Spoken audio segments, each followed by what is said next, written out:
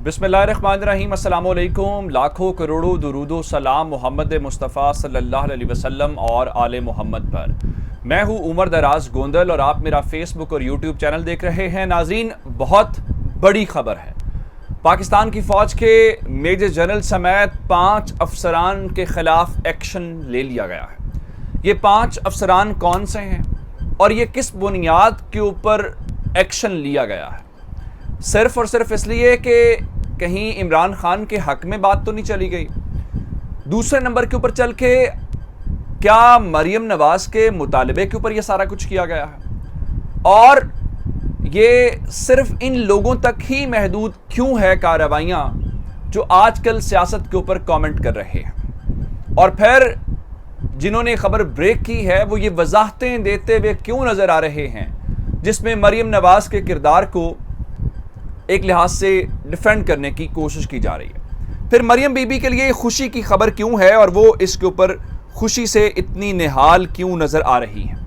उसके बाद चीन से खबर है कि चीन शायद अपना जो $2 अरब पाकिस्तान के पास रिखवाए हुए हैं वो वापस मांग रहा है। और सिचुएशन इस वक्त ये है कि आज वजीर आज़म ने खुद से रिक्वेस्ट की है चाइना से इस लेवल के ऊपर जाके, हालांकि पहले वही चाइना एक आवाज़ के ऊपर हमें लब्बैक कहता था। दूसरे नंबर के ऊपर चल के जनरल बाजवा को चीन जाना पड़ा है। शायद बात नहीं बन रही अभी तक, ये भी एक खबर आपके सामने रखेंगे। और उसके बाद असल बात, आज कप्तान को एक मदद आ गई है।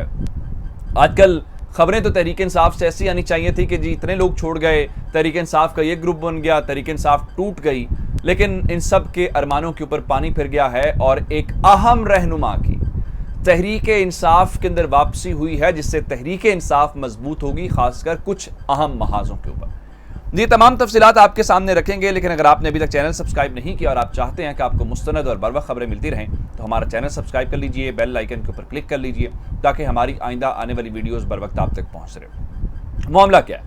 मामला इस वक्त ये है जनाब के मुल्क के अंदर सियासी तकसीम जारी है। अब अगर आप ये कहें कि कोई शख्स जब किसी इदारे से रिटायर हो जाता है तो क्या उसका उस इदारे से कोई ताल्लुक़ होता है या इदारा उसकी कार्रवाइयों के लिए जवाबदेह होता है?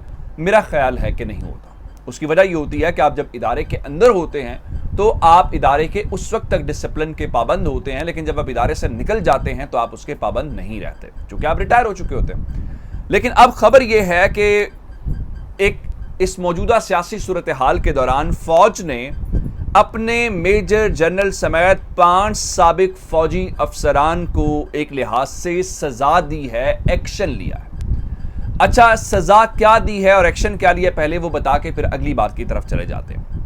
अब उसमें से उनसे जो उनकी पेंशन की मरात हैं, यानी जो उनको माहाना पेंशन मिलती है, वो वापस ले ली गई है या उनकी पेंशन बंद कर दी गई है। दूसरे नंबर के ऊपर चल के जो उनको मुफ्त मेडिकल की सहूलत थी, यानी वो CMH के अंदर पूरे मुल्क के अंदर कहीं पे भी इलाज करवा सकते थे अपने उस जो भी उनका रैंक या फाइल थी उसके अकॉर्डिंगली, अब उनसे वो सहूलत भी वापस ले ली गई है। बताया ये गया है कि जनाब इन्होंने फ़ौज मुखालिफ मुहिम के अंदर हिस्सा लिया है और फ़ौज मुखालिफ मुहिम के हवाले से पहले खबर ये थी कि शायद 150 फ़ौजी अफसरान हैं, उन्होंने ये काम उनके खिलाफ हुआ है। लेकिन आज अंसार अब्बासी साहब ने ये खबर दी न्यूज़ के अंदर लगाई है और दी न्यूज़ के अंदर ये खबर ब्रेक की है, जिसके अंदर उन्होंने बताया है कि उन्होंने अफवाज पाकिस्तान के बावसूख ज़राए से बात की है। उनके मुताबिक ये 150 लोग नहीं हैं, सिर्फ 5 लोग हैं और उसमें मेजर से लेकर मेजर जनरल के लेवल के 5 लोग हैं। अच्छा, उसके बाद अगर आपको याद होगा कि कुछ जो रिटायर्ड फौजी अफसरान हैं उन्होंने प्रेस कॉन्फ्रेंस की थी और प्रेस कॉन्फ्रेंस के बाद मरियम नवाज ने बड़ी सादा सी एक बात की थी कि अगर आपने सियासत करनी है तो आप अपने मेडल्स उतार फेंकें और उसके बाद जो है, अब इस पूरी खबर के दौरान अगर आप सिर्फ और सिर्फ एक बात देखेंगे तो आपको ये नज़र आएगी कि अंसार अब्बासी साहब की खबर के अंदर ये बात जस्टिफाई करने की कोशिश की गई है कि ये कार्रवाई मरियम नवाज की डिमांड के ऊपर या उनके बयान के ऊपर नहीं की गई, बल्कि मरियम नवाज के बयान से भी 2 हफ्ते कबल ये कार्रवाई की गई है। अब सवाल ये पैदा होता है कि अगर सियासत के अंदर का शामिल होने की बुनियाद के ऊपर कार्रवाई करनी है तो कैप्टन सफदर भी सियासत के अंदर शामिल हैं, کیپٹن صفدر نے جو ہے ان کے خلاف آپ کو پتا ہے کہ گجرانوالہ کے اندر کار سرکار میں مداخلت کا مقدمہ درج ہے. کور کمانڈر گجرانوالہ کے گھر کے گھراؤ کی بات انہوں نے کی تھی. تو کیا فوج ان کو بھی ان کے خلاف بھی کارروائی کرے گی؟ جنرل مشرف کے خلاف بھی کارروائی کرے گی؟ یا جتنے باقی لوگ ہیں, جنرل قیوم ہیں اور بہت سارے لوگ ہیں جو اس وقت ایم این ایز ہیں, وہ بھی سیاست کے اندر ہیں, کیا ان کے خلاف بھی کارروائی ہوگی؟ کیا وہ بھی ادارے کے ڈسپلن کے پابند ہیں؟ یہ تھوڑا سا معاملہ جو ہے وہ اس طرف جائے گا, کیونکہ الزام یہ لگایا ہے جو انصار عباسی صاحب کے مطابق کہ ان میں سے کچھ لوگ ایسے ہیں جو حکومت ختم ہونے کے بعد ریٹائرڈ فوجی افسران, جس میں 3 ریٹائرڈ جنرلز لیول کے لوگ ہیں, بتایا گیا جی وہ تحریک انصاف کی سوشل میڈیا مہم کا حصہ بن گئے تھے, اور کچھ افراد ایسے تھے جن کو پیغام دیا گیا تھا اور اس کے بعد وہ واپس آ گئے تھے, تو ان کے خلاف کارروائی نہیں کی گئی. اب یہ صورتحال اس وقت ادارے کے حوالے سے ہے اور ادارہ اس قسم کی کارروائیاں کرنے کے اوپر مجبور ہو گیا ہے. اب آگے چلتے ہیں.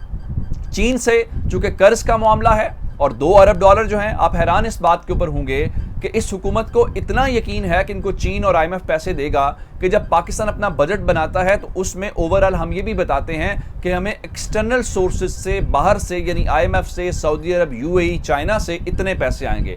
اس حکومت نے بجٹ کے اندر کہیں پہ نہیں بتایا, جو ان کو ایمان کی حد تک یقین ہے کہ نہ ہمیں چین پیسے دے گا اور نہ ہی ہمیں IMF پیسے دے گا. اب خبر یہ ہے کہ چین اپنا $2 ارب واپس دینا چاہتا ہے, اور مفتاح اسماعیل صاحب تو دعویٰ کر چکے ہیں ری فائنینسنگ کا, لیکن وہ باتوں اور دعووں کی حد تک ہے. پھر انہوں نے ان سے سوال یہ ہوا تھا کہ آپ نے جو بجٹ بنایا ہے یہ ڈالر کے حساب سے بنتا ہے نا, تو ڈالر کے کس ریٹ کے اوپر؟ تو اس سوال کا جواب بھی انہوں نے دیا. ان سے پوچھا گیا کہ IMF والے, چین والے پیسے, کہا جی ہماری غلطی ہے, آپ نے غلطی کی نشاندہی کر دی ہے. اب اس ساری صورتحال کے دوران آج شہباز شریف نے چین کی گورنمنٹ سے ریکویسٹ کی ہے کہ $2 ارب کی جو آپ نے فائنینسنگ کی ہوئی ہے اس کو ایکسٹینڈ کر دیں. اس سے آپ اندازہ لگا لیں کہ ان کو کتنا کوئی منہ لگا رہی ہے باہر کی گورنمنٹس, کوئی ان کو ابھی تک پیسے نہیں دے رہا. لیکن اب جب معاملہ یہ تھوڑا سا گڑبڑ ہوا ہے تو اب آرمی چیف کو مداخلت کرنی پڑی ہے, اور پاکستان کی فوج کا ایک اعلیٰ سطح کا وفد جو ہے اس نے چین کا دورہ کیا ہے 9 سے 12 جون تک, جہاں پہ ان کی وہاں پہ جو چینی وفد کے ساتھ سینٹرل ملٹری کمیشن کے وائس چیئرمین کے ساتھ ملاقات ہوئی ہے, اور جو ملٹری لیول کی انگیجمنٹس تھی وہ ہوئی ہیں. وفد تو 3-4 دن وہاں پہ گزار کے آیا ہے, لیکن جنرل باجوہ جو ہیں وہ 1 دن گئے ہیں. اور آپ کو یاد ہوگا کہ جنرل باجوہ ماضی میں بھی کہہ چکے ہیں کہ جب خان صاحب کی حکومت تھی تو بھی ان کو قرض لینے کے لیے ہمیں جا کے منانا پڑتا تھا, اور اس کے بعد گورنمنٹ کو, سویلین گورنمنٹ کو. تو کہیں ایسا تو نہیں ہے کہ اس گورنمنٹ کو قرض نہیں مل رہا, تو جنرل باجوہ وہاں پہ چین کو منانے کے لیے گئے ہیں کہ آپ قرض دیں, اور اس کے بعد شہباز شریف جو ہے وہ ریکویسٹ کرتے نظر آ رہے ہیں. تو ان کی ریکویسٹ کے بعد وہاں سے بیان آئے گا جی بالکل آپ کو دے رہے ہیں, تو وہ کہا جائے گا دیکھیے ہمیں قرض مل گیا. اب آتے ہیں خان صاحب کی کامیابی کی طرف. کوشش یہ ہے کہ خان صاحب کی جماعت کو توڑا جائے, یا یہ پیغام دیا جائے کہ اس جماعت کے ساتھ کسی کا کوئی مستقبل نہیں ہے. ایسا ہو نہیں رہا. آپ کو یاد ہوگا کہ لودھراں سے پیر اقبال شاہ نے تحریک انصاف جوائن کر لی, جو اس بات کا ثبوت ہے جہانگیر ترین کے مقابلے میں کہ تحریک انصاف پاپولر جماعت ہے, اور تحریک انصاف جو ہے وہ اس وقت عوام کے اندر اپنا بیانیہ مقبول کر رہی ہے. اب کچھ رہنما تحریک انصاف کی حکومت کے اندر آ کے لوگ بہت سارے ناراض ہو جاتے ہیں, ان کو منصب نہیں ملتے, اور پھر خان صاحب بھی کہتے ہیں کہ ان سے کچھ غلطیاں ہوئی ہیں, تو اب وہ اپنے نظریاتی لوگوں کو ذرا اپنے قریب کر رہے ہیں, واپس لا رہے ہیں, ان کو عہدوں سے نواز رہے ہیں. اس میں حامد خان ایک بڑا نام تھے. حامد خان کچھ کیسز بھی ریپرزینٹ کرتے تھے PTI کو, بڑی ایک معتبر آواز ہیں, ایک سلجھی ہوئی سمجھی ہوئی آواز ہیں, لیکن وہ گورنمنٹ سے کے ہوتے ہوئے تحریک انصاف سے الگ ہو گئے تھے. حامد خان پاکستان تحریک انصاف میں واپس آ گئے, اور حامد خان کا کمال یہ ہے کہ وہ تحریک انصاف کے فاؤنڈنگ ممبرز میں شمار ہوتے ہیں, بانی ارکان میں.